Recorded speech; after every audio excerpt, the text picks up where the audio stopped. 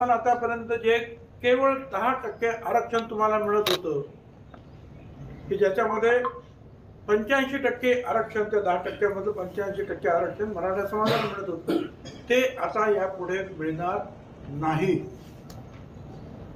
Open मध्ये जे उरलेले 40% होते त्याच्यामध्ये तुम्हाला परत आरक्षण मिळत होतं, ते सुद्धा तुम्हाला आता मिळणार नाही.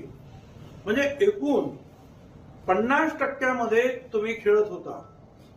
10% EWS आणि उरलेले 40%, त्या 50% मध्ये तुम्हाला संधी होती.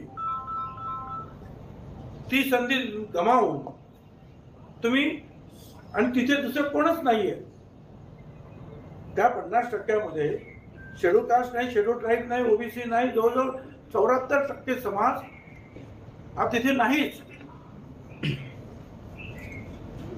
त्या 50% मध्ये फक्त मोठा मराठा समाज, 2-3% असलेला ब्राह्मण समाज आणि लहान लहान समाज, एखादा जैन वगैरे असे काय असेल तर, हे सगळ्यांवर आता पाणी सोडावं लागेल. वाटून केलं मराठ्यांचं पोलीस एखादी गोष्ट मिळाल्यावर आकच नाही व्यक्त करायचं, आम्ही केलं ते नाही करायचं.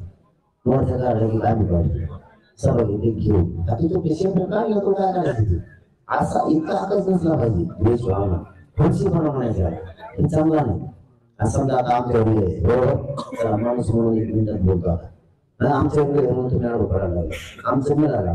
आता तुमचं असं द्यायचं, आम्ही अडपडलं तर नका.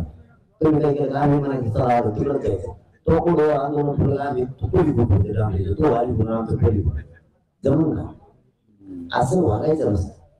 आम्ही ती भेट नाही केला तरी आम्ही आत्ताही ओबीसी बांधवांना दिले. माहित नसतं तुम्हाला पुन्हा एकदा सांगतो, आधी सगळे सगळ्यांचा कायदा पारित झाला ना, त्याच्यात ओबीसी सुद्धा फायदा आहे. नसता आम्ही डायरेक्ट म्हणलो असतो.